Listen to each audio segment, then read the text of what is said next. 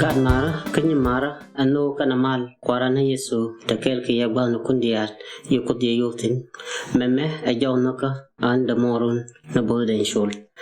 bana we kawon nyam kangi dan e chatu na shanga meme angi shin diogen ka shiem kwarokol kana shiande kangi shiwa shani jahan ko ne angu magor koda an wona ne be kon kamwimon kangu shakon chal alashade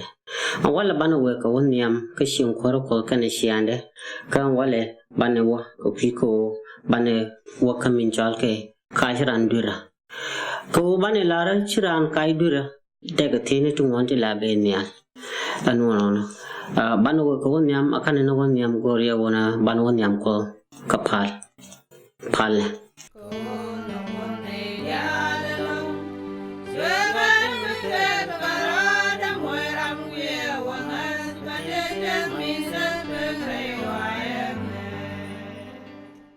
Ayun kwaro nyal ka pin kagwara ko din la yita loy kan tiang me ka ban yam ko ko riedi te ka be ka yiba ka roi ka ra ka ye ka be ko bom kwara do ko ni dia ti kan ba ka loy shan kwara do ti ba ka ti ka goy ka shudu ka shurga ni Yesu Kristo Jen misala an pin ashiam kwar ko kana shiande an wale bana guina kairan dira mashala shiran kai dira de te binyal an wona ne anga majaran ko bidwer ta tak agwan jena a wona mo din ko ngai wona ne an kairan dira ma gwan jena ni shi jaka jaw dira chago to ko la wona ne min bum Shewu shiran duer kashian kwarako kana shian wana mimbum awuna ne bega di hindur awu mo loda go kuyi kami kana awu shiran duer atode hindur ponde ni shiran ko kaire dur mono titi ka ngam janang dur baneje agwanjena ka gwanjena nga agwanjena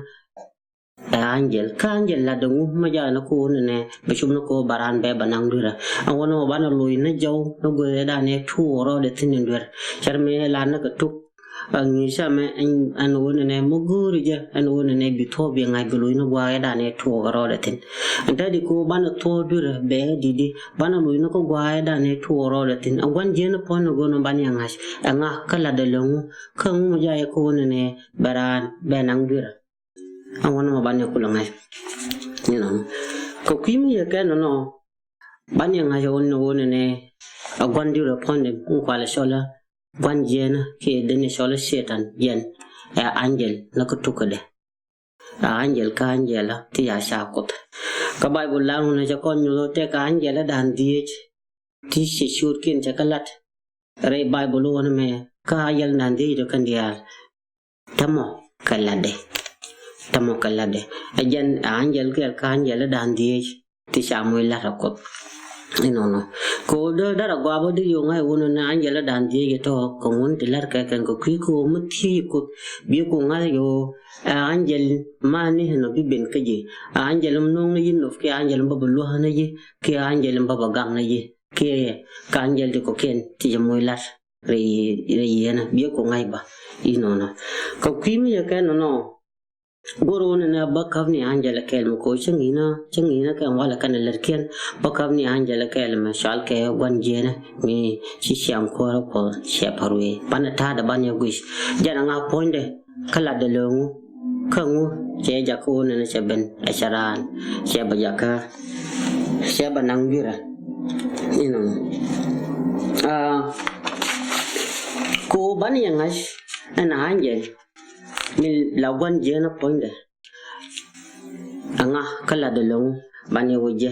nare ingisha we chiam koro ko wona me ka bog bani yesin bani je ka bog shal ke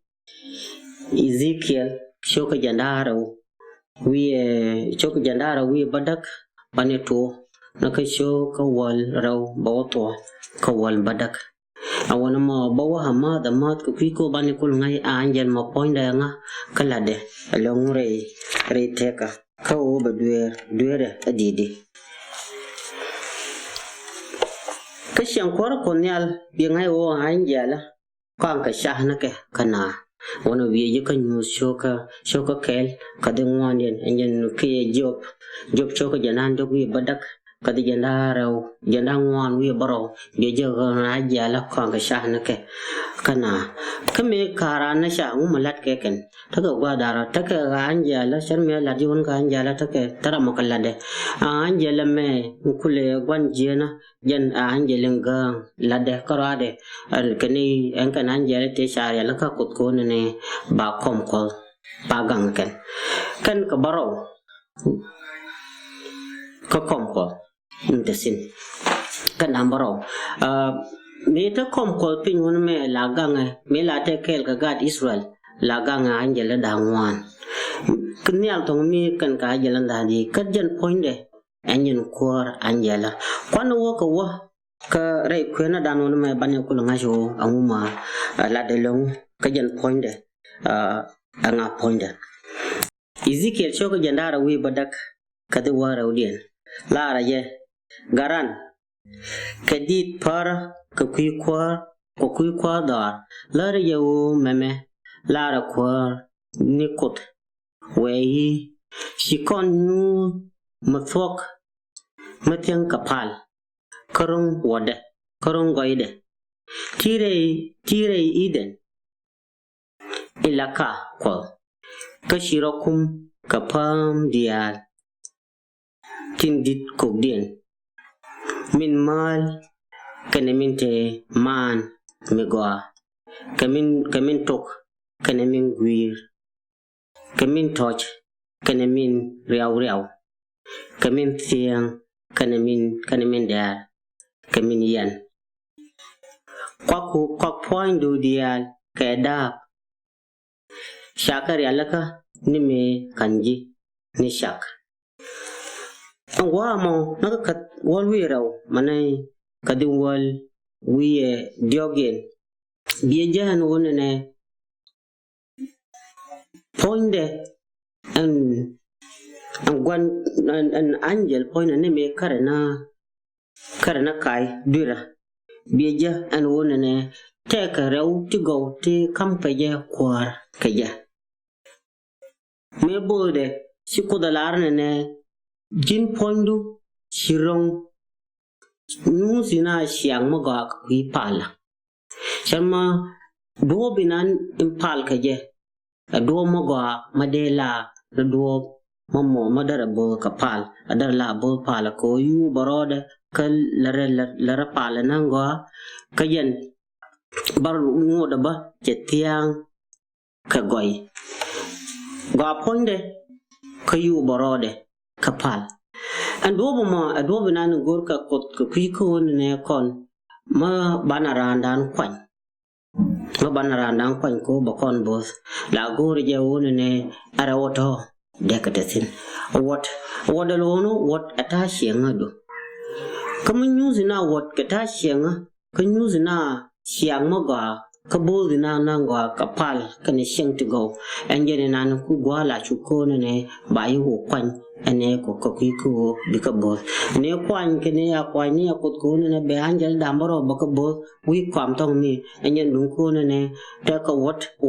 lono te ka siang mo ga e gar mo ramo mol ramal molwang siang kareude nu do mo ga nu na do mo ga ka do pala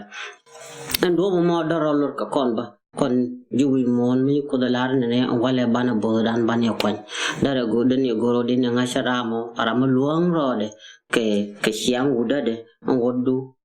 ata nane te ke jire te kadu la nyu ye wona ne ajen awodu ma jiram birbir awot ma jirama ngai siang awot ma jirama luang roi awat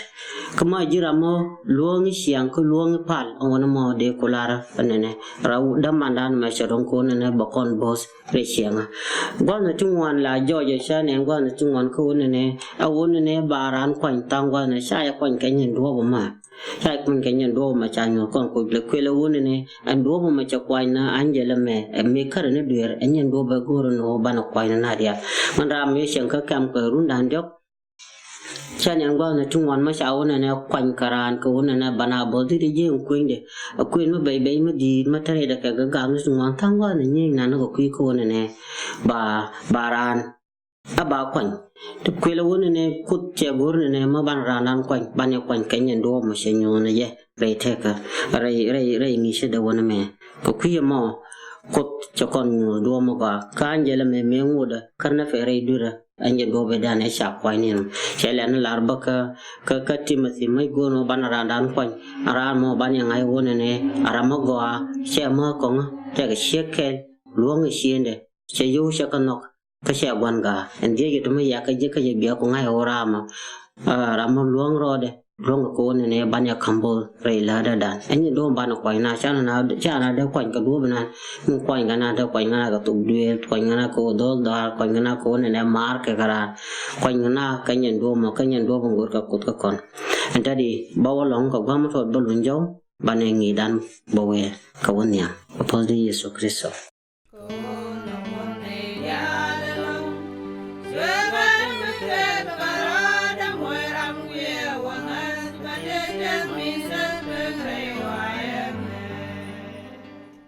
Apote Yesu Kristo.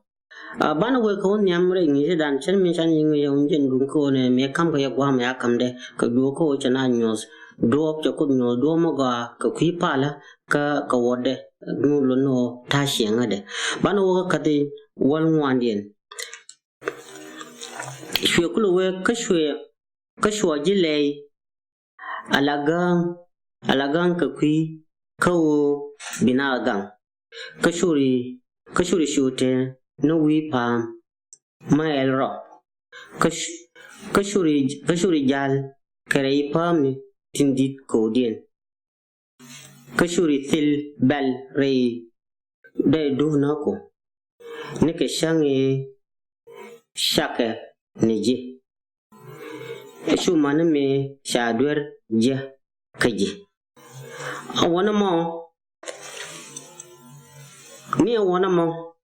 ko to kandial ronga kaje choko kam bo kot ko choko kam wona ne balaram dinien ko yo kam wona ne be kui kam ko be gang ka bidingen ka ne dambaro te konte te tin ka wona mo yo kam ye ko choko kam yo jako bet no wi pam an gwa na ne sharia laka chabuna na gwa chalke wi pam kan wi pam mo wi pam ma el rode mi luno shari alaka ka kwide no fiyo ku jala wi pamana ka shiyo wutil bel mana shange shadwer baje ka ya kengwa ma ke wutil bel ti dial wo kengo bi mana shange dan e shidwer chukulle yo dwer kula baje ka je ka dwer alongu kengwa mo anyen yo bani kun ngai angwa man tadi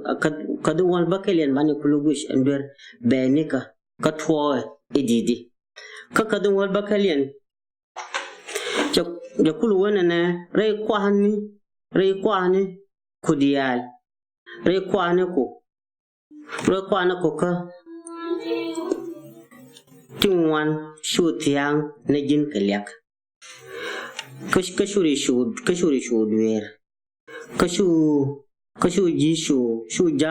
jihu yak shatke misha mijia wi pamda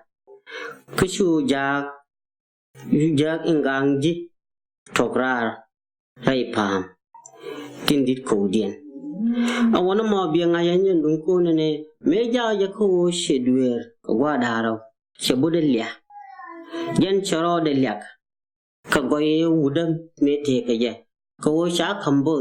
ka ute ka goye uda mete ka je chero de lyak ne liaro de rei jana to ko ken tun kwela bona ka kan ja ka buyaran cha kambul ba nere jana dam baro tingang ko wi kwa maken kongo de nere de fiero de jala wona ne mi cha kam gwa mo shenno dinin kan di de ba yuen na na nang ko ne lia ro da ko gwa mo di chu mo ne me shwe duer cho je ko de lo lia mo elia madiri ma nong duer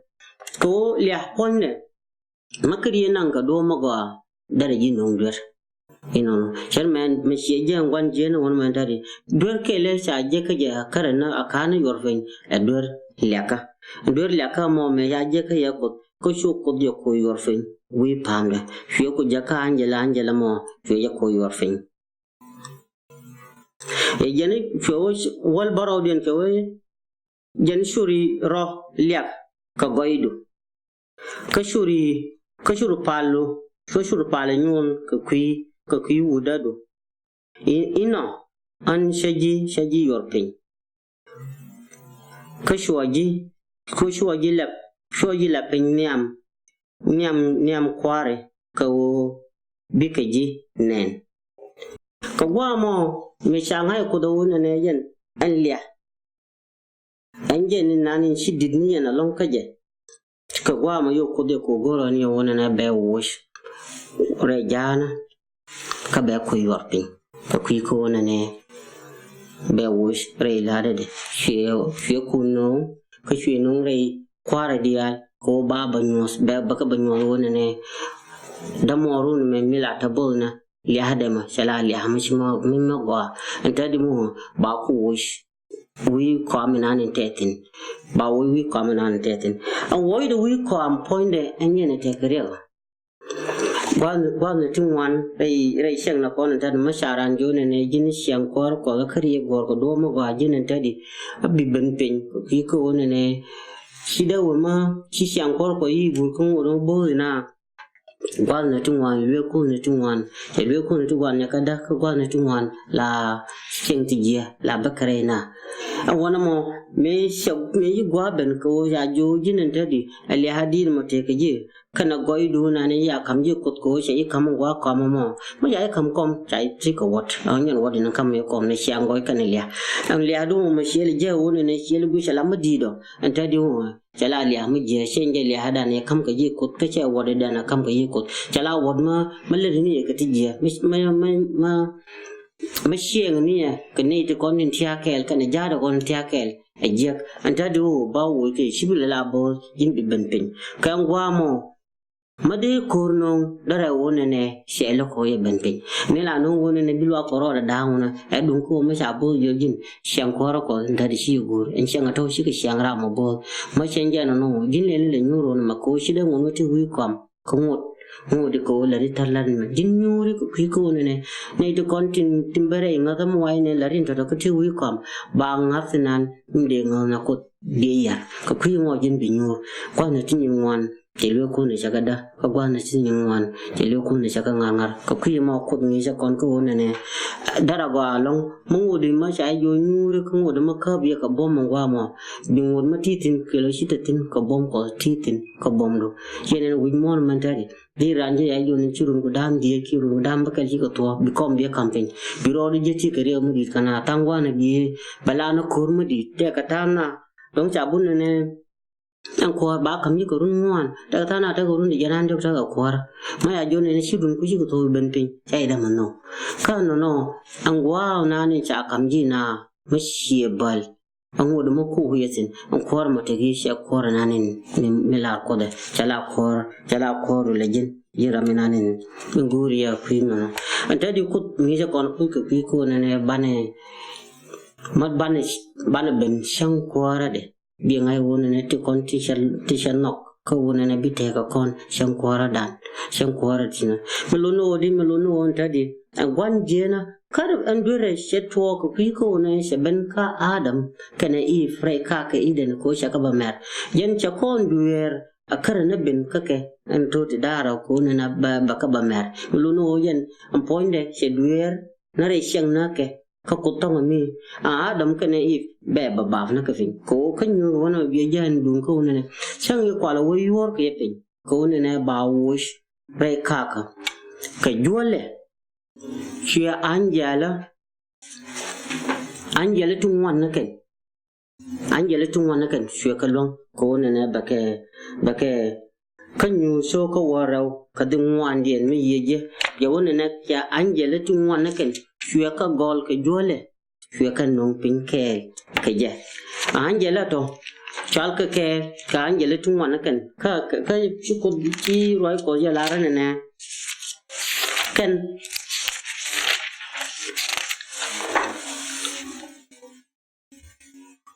ka jole ya shu jole pek share ti diogdien nyal rol ka yura kepin wi mon ka shwe ka yura kepin wi mon an share ti diogdien no mal maka share maka ngwan chỉ đốc cho năng kêu cái chỉ kêu được luôn luôn là anh giờ là trung quan cái anh giờ là đi xa cột mất cột kho chỉ dân nam bảo rồi đi chỉ cần nông kêu cái gì chỉ dân đa rồi chỉ dân đa rồi đi chỉ cần được luôn luôn này dân đa rồi đi cái thôi tức là anh dân mới sửa được nhỏ cái ra mới sửa nhỏ cái đưa ra nên mấy sẽ cần năng anh giờ là chỉ dân đa bảo rồi mà còn quên này có kho thì ta kêu cái cột mấy sẽ có anh này thì gol kêu cái dưa là khi nông pin nhau này cái này thì dân đa rồi cái này thì mà có kho anh giờ là chỉ dân đa bảo rồi vì đi chỉ cần nông kêu cái gì đó dân đa rồi cái này chỉ được kêu cái cột àวันนั้นcô theo lối để put anh quan giang anh uống này cú rồi chứ cái này là point để mà abba she ka kot me ya jin le pon yo ko goro wona na jen ba ma sha gwa kan yan goy ma de ku pat anya ne yo ko goro wona ne a ya la ti ba ka non kel ka je ba sham kwara da be ku be ba la goy na ne sha yorsin ko pin taran tin karan tu sham kwara ko shwe gor ba ko wona ne baran ba mer ko baran ku la mar an ya la ke kan yo ran cha ko to ko ba dap mu ran lu ngo ba marode baan bi baroro ko marang jala ka bako tenial sharmin te kama poran tadi kan pin bako lanjen raminanin min ruai pin sharmin shelar mi sharmin yesu jone ne ampinya me sha kamga awi mon ma cha kamga kailem ba kamram gora ka kore maguri ku ber kanga wong rol fin niam da kiep palminanin chi ku di jaga kuide ba kamji wi mon me awona mo anye ne ku gwa anye ne ku dur le no ko ne belgien baran be won jaka be la dura kan yi de na bibena bana dur point bana ku lo ko en don ko ran fi ku le meri didi ka dur point elongo ko mo lo de en wo mo shi ko da lar ne bira ashilu abilu kan shang nan bi sham pada ja antare kana won yam go jan won ne ban khud la ta loy ke pi ko ne ke pin pi riad na ti chukut ka kam konti ka ban dio ne shang la lan ko ta loy ke dit andi de ma ban ye ka bogingel ko dara wi janan jok wi bakel kamati ka bogin to ko ru ya dam bangwan wi bakel chayatan an ba poin na ji banga na ji kara din banya ker ka gore gar maro bi ker kalya ka bi ker kangas ka pi ko na kot enjen gore ti da ko banya poin ka ko ba ben ka ba kon ba ti ka pal ka shori so kon ma di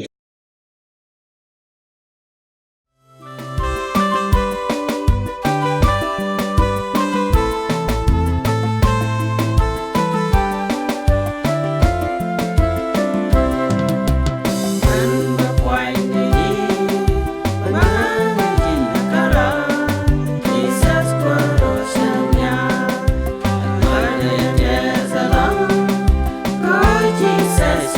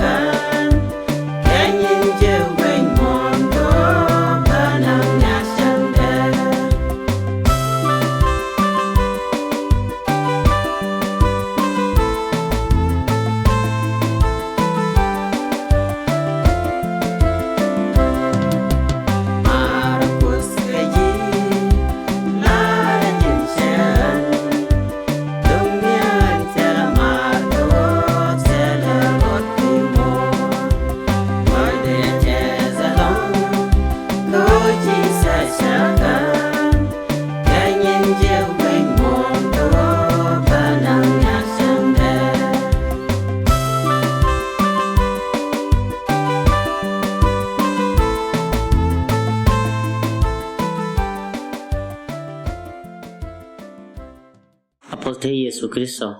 shen mi shaling andit lare an ba poi na ji banga na ji kara o be poi no kot ka benga ni kara she ma ta ka kui ko she ngai ba nya no na ne kwan je na she goro na ne ba kon ma shar me she lu ku cha adam kene yif she ka mer ko na ne ba do ja ba sha makan ka koren tadi tan rei shang na ke an kud me ko le ben ko kui ko na ba kon ba kamra rei shang na ke jen o binga na kud korare she ma ta goro lar madit goro pal madit ka goro wona ne bi shang ko bi gor ni shang rei shang na ko akan ho kan to goro bai te gar mar ka kui shang ko na kud goro ya anona ne bi edukan anya na kula ben ka ko ba kon ba nyu do anta di shang ma ma she je ngeno shang bi ye ko kan ka ya goro bai te ko be pal kel ka nga ka palane kama she no an wona ne pala shang kana do ni mar ka damar pale kel ka nga ka palane